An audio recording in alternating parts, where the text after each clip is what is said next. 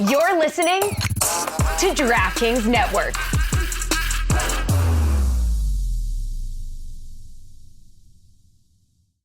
Warning, this product contains nicotine. Nicotine is an addictive chemical. If you're a smoker or dipper looking to make a change, you really only need one reason to do it. But with Zyn nicotine pouches, you can find many. Zyn is America's #1 nicotine pouch. It's made with only 6 simple ingredients. There are lots of options when it comes to nicotine satisfaction, but there's only one Zyn.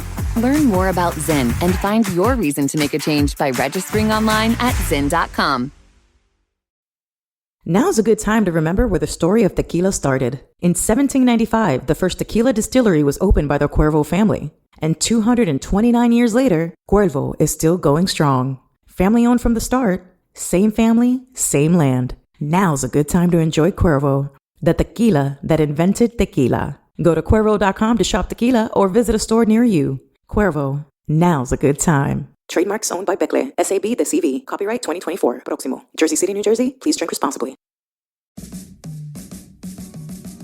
Welcome to the Big Suey, presented by DraftKings. Why are you listening to this show? The podcast that seems very similar to the other Dan Le Batard podcast. I'm sorry, I'm not going to apologize for that. In fact, the only difference seems to be this imaging. I have been tempted in restaurants just walking past tables to grab somebody's fries that if they're just there. That hasn't happened to you guys? I've done it.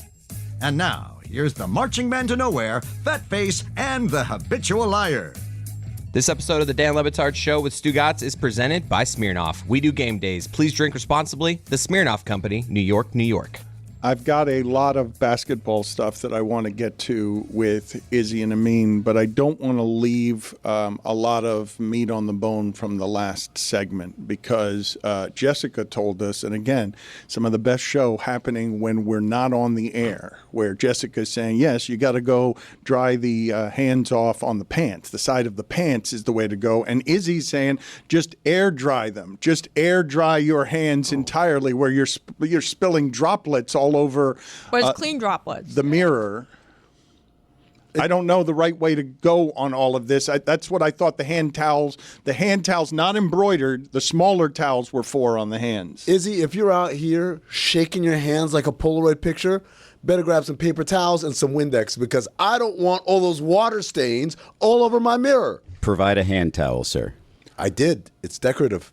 Put it on the poll, please, Juju, at Le Batard Show. Better way to dry your hands, air dry, shaking, or side of the pants. I think I'm going to surprise you guys with a choice that I was making initially in sports writing, a fashion choice that was a terrible one, and I don't think Izzy remembers this. He might be too young to remember this.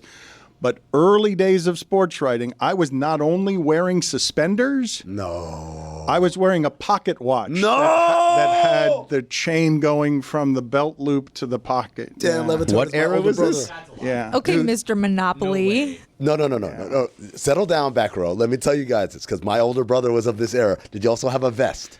I did not have a vest. I wasn't working the rest. I was trying to figure stuff out in the 1920s. I was dating various flappers. You're lucky. It looks like the internet does not have any evidence of this. It was a dangerous time, man. I remember watching my brother, and I'm like, are you doing this for real? And he's like, yeah. You know, he just was like, yeah, this is the thing. But I could tell he wasn't sold on it. Dan, were you sold on it? I was scared. I was trying to be different, and it was outside of my personality. Now I'm picturing Dan in some of the actual outfits that were of like my era, like the overalls with the one strap on, one strap off. Like you had to rock that, Dan. No, just suspenders. Call my mother, Chris, and see if she has anywhere any of this. The pocket watch was the greater offense. Both of them. And you kept it in the pocket, and then you occasionally pulled it out to check the time, or you hung it out of the pocket so people knew you had it. That was, but you're going to make fun of this. This was a gift from my late grandfather, though, so it had Eddie Murphy style. Abuelo, thank you, Papa, as you would say it if you were culturally appropriating it. Yes, but it was a watch that broke open, and you just read the time. It was a circular piece. Did it play a nice yes. song or anything? Did it have like a tick tick tick sound when you opened it? No, it was not a song. It definitely ticked. Come on. Did you also wear a wristwatch and have the pocket watch too, or was it just the pocket watch? Did you occasionally hypnotize people with it? Do you think that there's a matching accessory of a wristwatch? I think if you go pocket watch, it's a redundancy to have any other kind of watch. Tony just asked, did you also wear a belt with your suspenders? No. No, the suspenders were they were acting. You thought it was just a fashion choice. No, they were serving the practical purpose of holding up my pants. Yes. The suspenders holding on for dear life. Why you gotta do that? Put it on the poll, Juju. Were Dan's suspenders holding on for dear life? Because they were.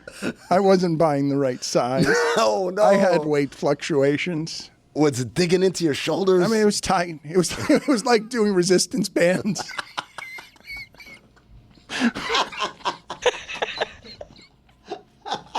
They were tight. No, they were tight. They were tight. I was using them at the maximum, like the allowed limits. I didn't know, they came in different sizes. Not a lot of this move going on, huh? Where you're like stretching them out. No, it was chafing my nipples. Actually. All in the name of fashion. The things we do. Yeah, we have high heels, chafed nipples. You do what you got to do to look good. Would you dry your hands on the suspenders then? Is that why you brought it up? I just couldn't believe that that's Jessica's move when you're faced with a guest bathroom that... With no towel. You do a little quick pat dry on the hips. You pat the hips and then you walk out. Sometimes there's not a towel. Airport, sometimes no towel. I walk out like I'm a surgeon with my hands up like this. Yes. Searching for the first napkin or something to dry my hands. You know what? The most overhyped way of drying hands is those stupid little air dryer. Like your hands are not dry after those things. They're so gross. It sprays back into your face. Like the water goes everywhere and you're not dry. It's cool invention, but one of the dumbest inventions I've ever seen. Thank you, Tony, for saying that in my ear because you guys know where the air is coming from, right? The no, air is coming people's from ass. Farts. So now you've got someone like a bunch of people farting particles. into a box, and it's like, all right, we're gonna keep this air, and we're gonna put it out. So you're in the bathroom. People are taking dumps. When they dump, because there's no lid to close it, they flush. Particles are going up in the air. This is ridiculous. It's saturated with poop particles. It's not ridiculous. Roy told you this the other day. I didn't even realize it until Roy said it. You have to shut the lid to the toilet when you flush the toilet. No, that part's true. I'm saying a means part here where that is the same air coming out at you when you're drying your hands. You think they've got like an air farm somewhere else that they're blowing the air from? They're just grabbing the air in the room and blowing it faster. That's all they're doing. It's like turning on a ceiling fan. It's not generating new air. It's just moving the air that's in here around. So in that theory, aren't we all... know that. I know that. You're just like... No, I mean, I think he's partially right. I mean, there's one of the main things that stuck with me after COVID was the toilet plume. There was research done on the plume of particles that come out of the toilet after you flush in public, and that shit scarred me. And I think Amin's right. I think it ends up in the air. I think it's getting sucked into the Dyson thing and sucked back out right in your face. That's how it works. Science. I have a number of things here from basketball that I wish to talk about because we have the Joker and Izzy and Amin here. Let's just tackle first, please, the end of the Heat game last night. The Heat are now 3-4. They've lost 3 bad home games to 3 playoff teams, but middling playoff teams. They haven't actually played any of the good teams yet until last night, and then they lose at the end and can't get a shot off at the end. And Jimmy declines to go for 2 when they're giving it to him and then doesn't know what to do at the end of the game. And it's botched as poorly as it can be botched at the end of that game. So thoughts on where the Heat are 7 games into a season where they've played Orlando and they've played the Knicks and they've played Sacramento, and those teams are fine, but I don't think any of us think of those 3 teams as champions.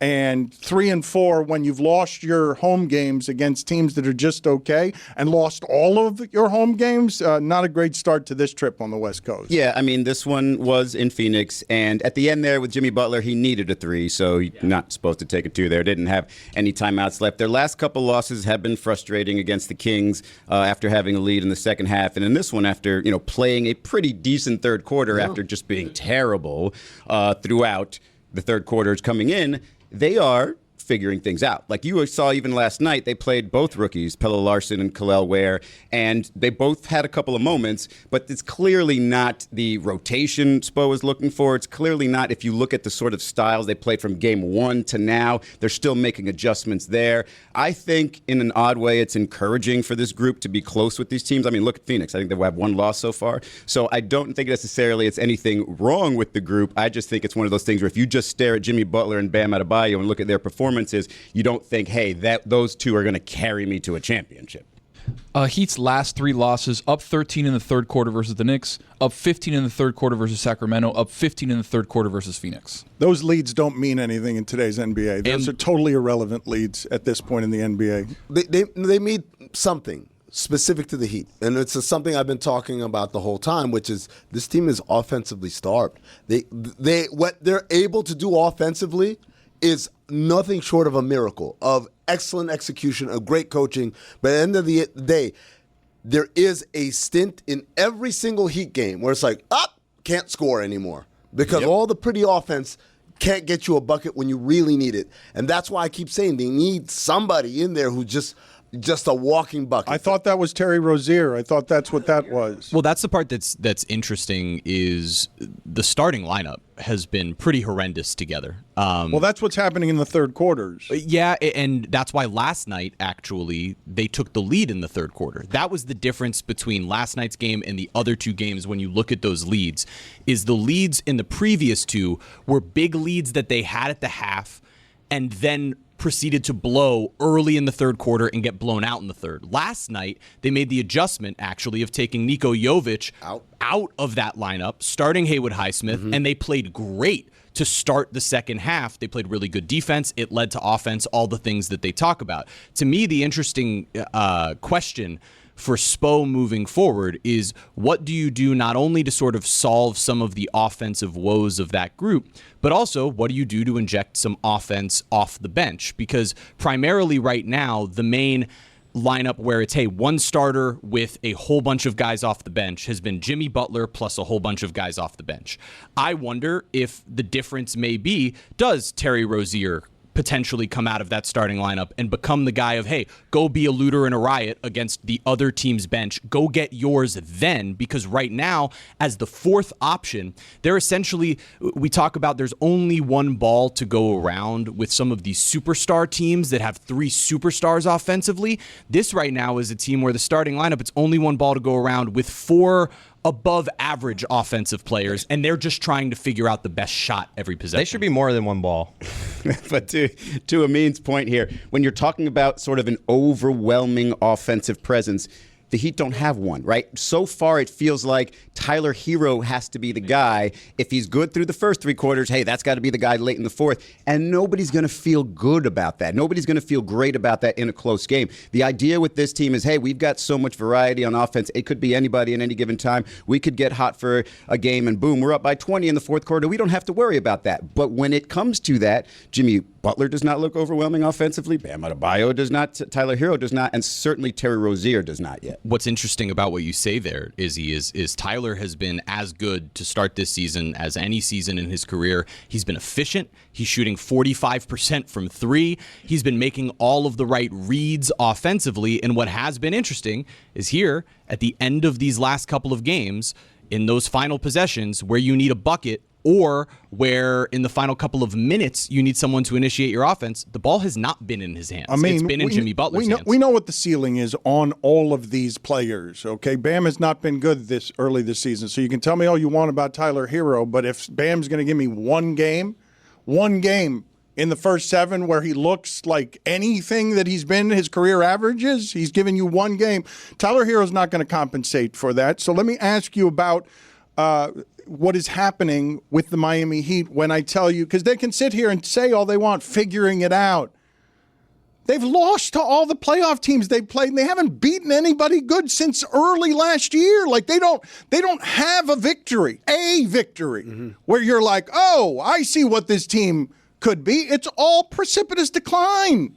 It's all precipitous decline for a season and a half since Duncan Robinson got hurt. Like, the offense looked good for a brief stretch, and then it's been difficult offense since then. What are people still telling me about their 4 elite offensive players? This team has been offensively constipated for more than a full regular season of sample size. We're going on. This is going to be the 3rd season of it, I believe, right? So the season they lost in Game 7 to the Celtics when Jimmy Butler missed the 3 at the end, that was the last time this offense was like an elite offense. Strus and Vincent and whatever that team was shooting from 3, was that the team that was the best offensive efficiency team that they had when they had Strus and Vincent shooting the 3? That was Lowry and Tucker, really. It was those guys coming off the bench in spurts, but that was the one really good Kyle Lowry season here in Miami, and PJ Tucker being at sort of the height of his powers, being opened up as a corner three-point shooter who was shooting about 50% from that corner. Howdy, folks. It's Mike. It's football season. It's November. The leaves are turning colors and the pads are popping. From defending your favorite team after a bad loss to obsessively checking your fantasy lineup, football fandom is bigger than just Sundays. Miller Lite knows the passion that comes with rooting for your team, like the debate that sparked way back in 1975. Great taste versus less filling. So, what's the best thing about the original light beer? Let it be both the great taste and the fact that it is less filling. Because Miller Lite keeps it simple. Undebatable quality, great taste, and only 96 calories. It's a beer that strips everything away that you don't need and holds on to what matters most. Holds on to it the way that you'd hold on to a football for ball security high and tight, or the way that you hold on to that beautiful white can on the outside. With the temperature dipping, you don't even need a koozie anymore. How sweet is that? Make your game time taste like Miller time. Tastes great and less filling. Let it be both. To get Miller Lite delivered right to your door, visit MillerLite.com/Dan, or you can find it pretty much anywhere that sells beer. Celebrate responsibly. Miller Brewing Company, Milwaukee, Wisconsin. 96 calories per 12 ounces. Fewer calories and carbs than premium regular beer. Don Batard. Teammates can't shoot from 3. Now they're gonna see a different Jimmy. Now he's just playing Nickelback in the locker room, and Stugotz. they'll play D and shoot 3s as they chase the Nets for the 6th seed. These 5 words in his head scream, "Are we winning games yet?" This is the Don Batard Show with the Stugotz. We need some fiber on this team. Is there any fiber available in the trade market? Because we're constipated? Yeah, we're constipated. We need some Wipe your fiber ass on a this. fancy towel after. We need some prunes, some apple juice. Apple juice? Apple juice walks right through me. It walks right through you? It's like if I'm ever, in need, it's one of my go-tos. I don't think of apple juice as being in the category of prunes. Isn't prunes isn't prunes the ultimate, even more than fiber, the ultimate diuretic? Dan, there's something about prunes. I don't know what it is. Obviously, I'm in the pregnant wife situation right now, and things are moving a little bit slower than usual. And then I told her, hey, why don't we use prune juice? She's like, no, I don't know. I don't think it's going to work. We use prune juice. Dude, next day, bam. Diuretics make you pee, and careful, Chris, because this is a slippery slope leading to a photo of poop. Yeah. Coffee? Not a big coffee drinker. I know that is a lot of people's go-to. I don't know. I don't drink coffee. So all right. So what are the main diuretics? Because you guys went fiber very early there. I think of other things. I think of prune juice, and I thought coffee. Well, wait a minute. Now you're going medicines. Yes. Well, but, that kind of thing. A medicine. Metamucil. Yes, thank you. Yes, any number of things. As you can see, I've researched a lot. Lubricate the tubes. I've got another one for you. Midnight milkshakes. That's a terrible idea. Like, that's just, you sleep poorly. Does it work? I missed the day of work or was I late? I believe coconut is a natural laxative, is it not? Coconut? I think it's like cream to coconut, right? Like pina coladas, apparently. I see oatmeal here. Amin did miss a day of work because he had a milkshake at midnight. These are difficult problems. This is how Meadowlark Media does it around here. He just missed the next day because he had a milkshake at midnight, and he's here to tout the restorative effects of the milkshake at midnight. It'll help you go to the bathroom, and then you go to the bathroom so much that you won't show up for work the next day. Look, hey, do you want a solution or do you want another problem? Maybe just a late night text from Dan Le Batard. That makes you... It'll get the heat going.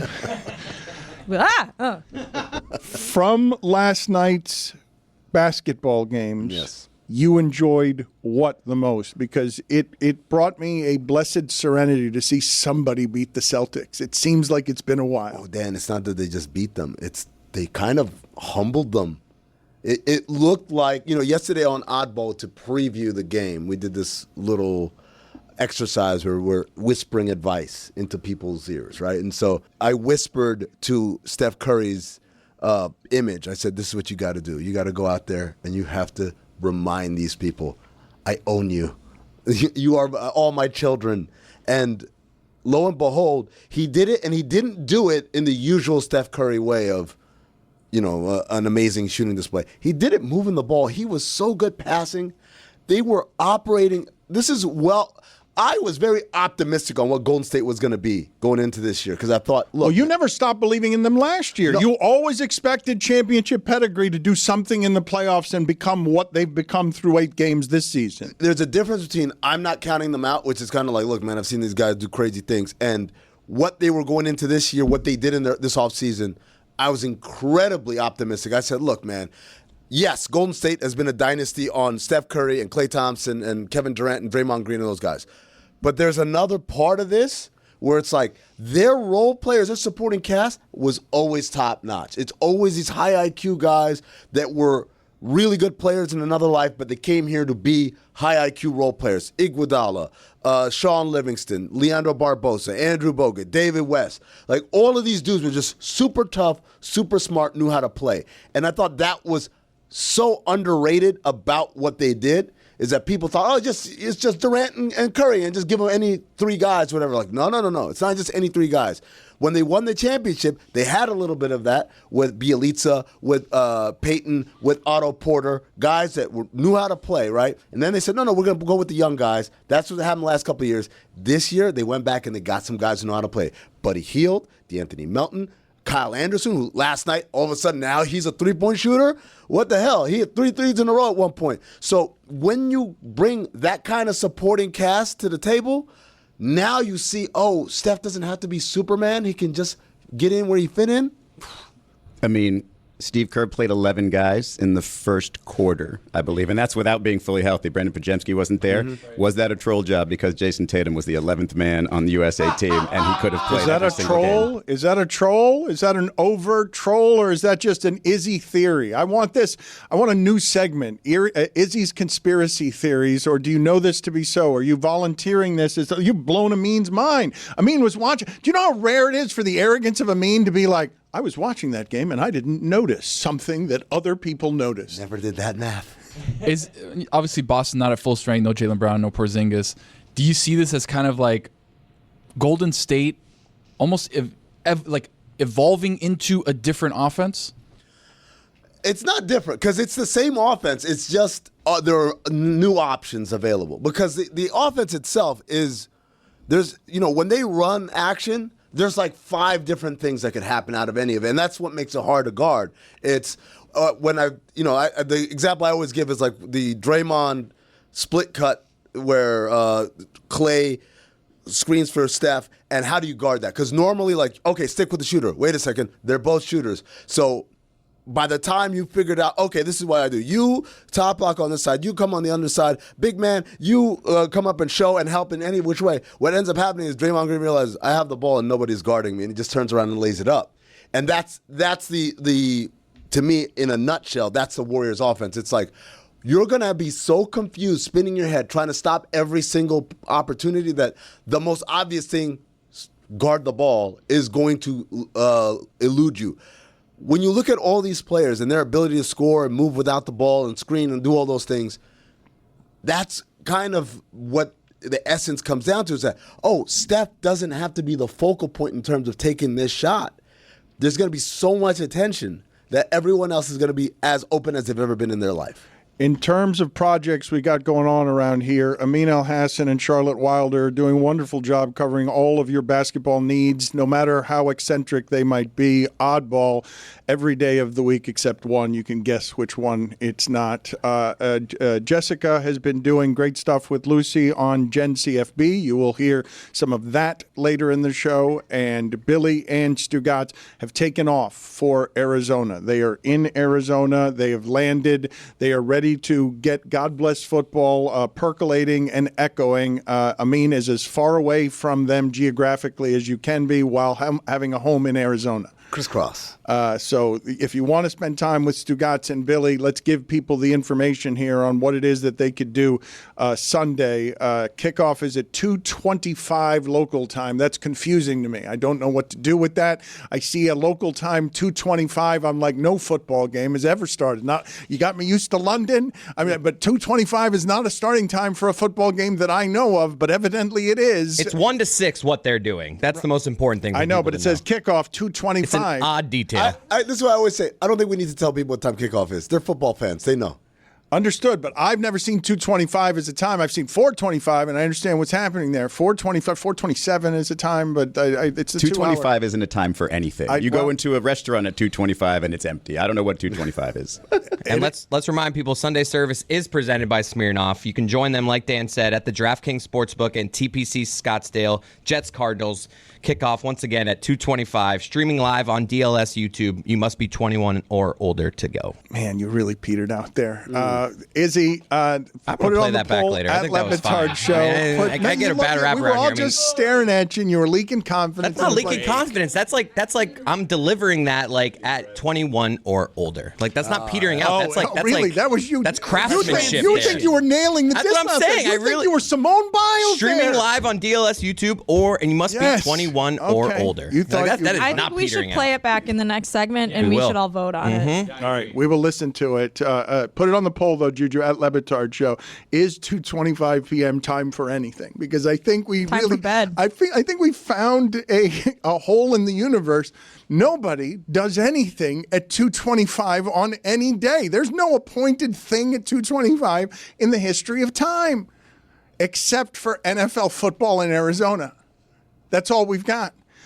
Speaking of football, Jess, I've been remiss here. I have gotten to Thursday without talking seriously about college football this week. There were a few distractions this week that prevented us from talking about anything involving the rankings. I don't know how you feel about anything. What kind of expertise can you give us on who's outraged and who's not? Because I missed it with everything else that was happening Tuesday night.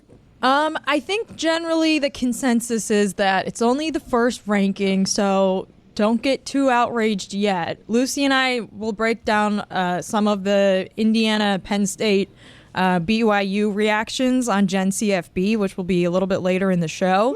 But I think that was sort of it. It was like the undefeated teams that, Indiana and BYU, namely, not being ranked a little bit higher, they were unhappy. But both of those teams, I think, will get a chance to move up the rankings as teams ahead of them have to lose because they'll be playing other ranked teams, or as the season goes on and Indiana has to play Ohio State next week. So the assessment on these teams with the schedule that they've played helped me, because this is just it's a cursory analysis by me that Pittsburgh was a fraudier unbeaten than Indiana is as an unbeaten, that Indiana is something closer to Miami as an unbeaten, where there are questions and there are doubts, but people are ready to understand that this BYU, even more so because there aren't questions about their schedule the way that there is about Indiana and Miami.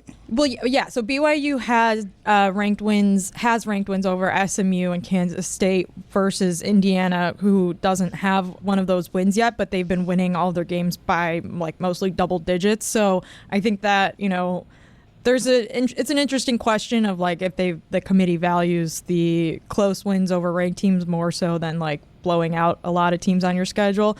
I think Pitt did have a harder strength of schedule than Indiana, but Pitt also lost last weekend to SMU, so it's almost and they still have to play Clemson, which Clemson lost to Louisville, so I don't know. But I'm talking about fraudy unbeatens. I'm talking about national perception on fraudy unbeatens, because Miami's got the top 5 ranking, but if I'm Indiana or BYU, I can make the argument that my schedule is at least that strong. BYU not can. Indiana can't. In BYU, but I think Louisville beating Clemson, though, is an important Louisville beating Clemson is an important key to that, because Miami beat Louisville earlier this season.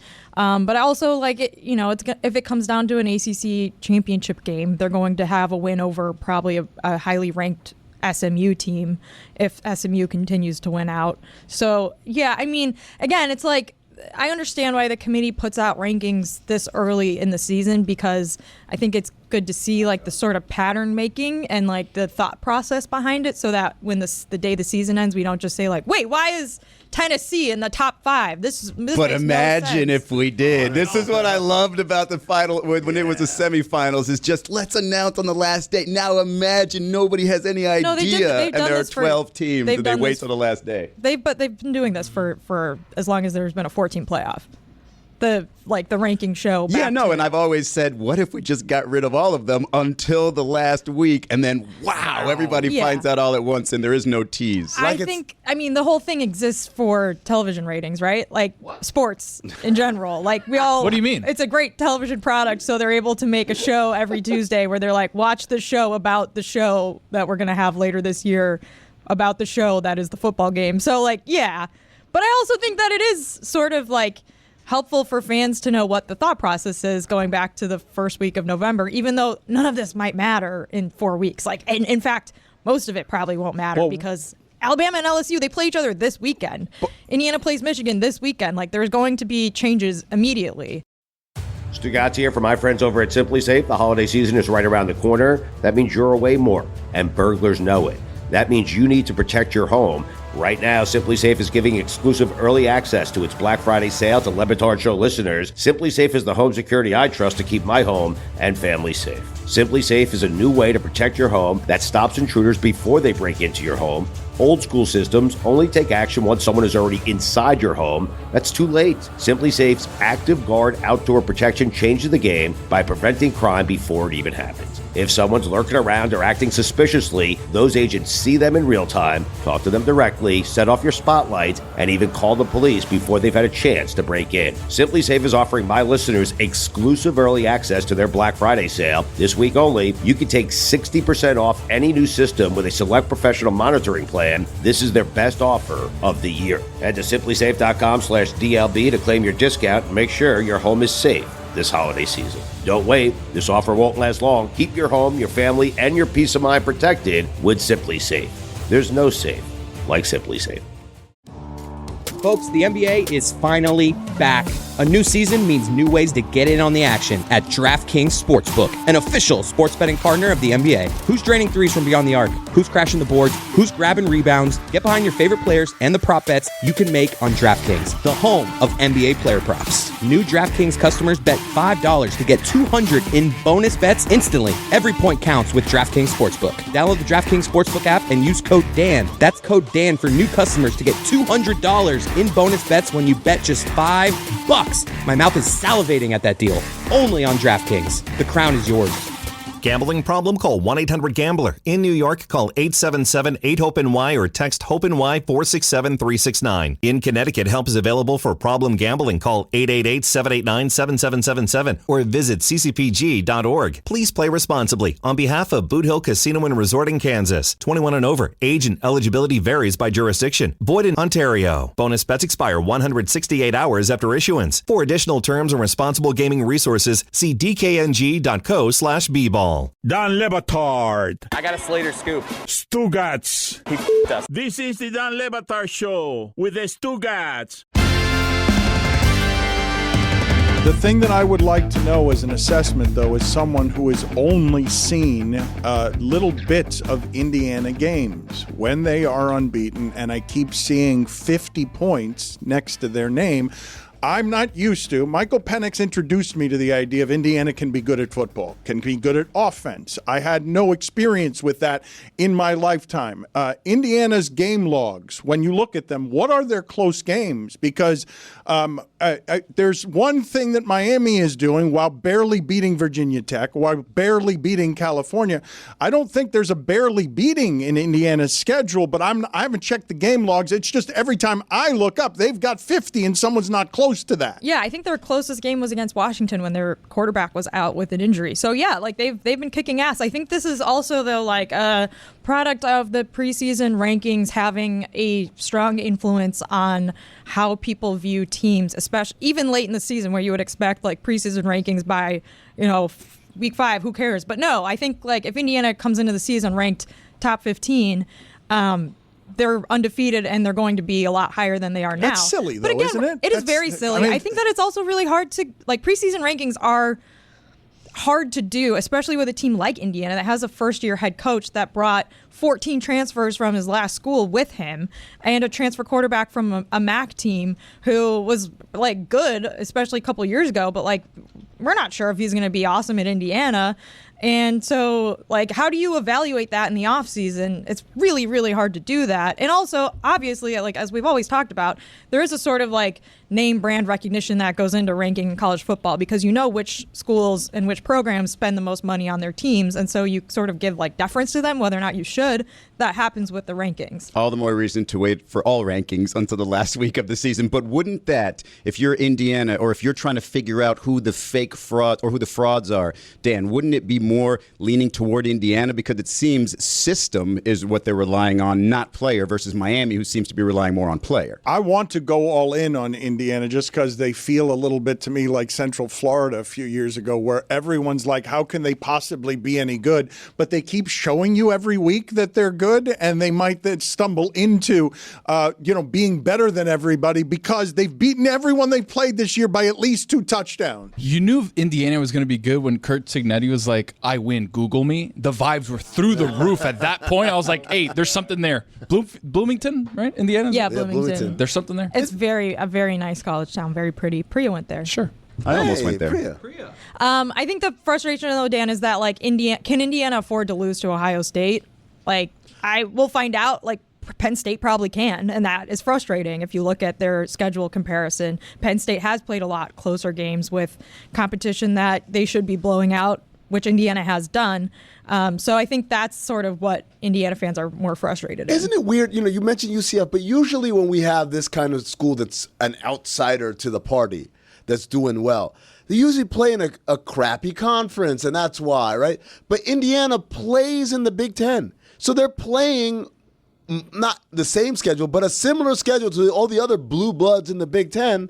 People are waiting for them to play the best teams in the conference, though. They're not playing the best teams in the conference. And it's not a strong top-to-bottom conference. It's a top-heavy conference. I mean, like yes and no. Like, it is interesting that so they'll play Ohio State in 2 weeks. They play Michigan this weekend. Michigan's a team that, like, has really good players, but has been a weak team this year. They have a quarterback situation that they've been struggling with all season. They don't really have a real, like, starting downfield passer that they trust.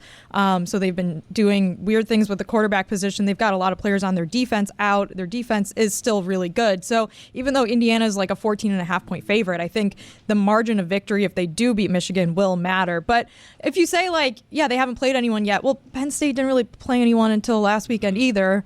Like, they beat Illinois earlier in the season 21-7, which looked good at the time, but now Illinois has gone on a downward skid towards the end of the season. Whereas, like, also, if you compare head-to-head, Ohio State played against Nebraska last weekend. It was a very close game.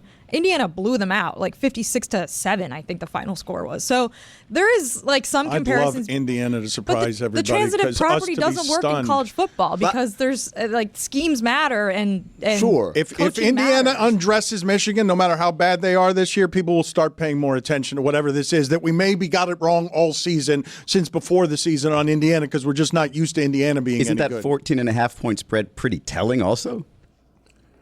I definitely think the idea that people don't believe in Indiana is going to be something that permeates the nation in football until Indiana actually holds up several trophies.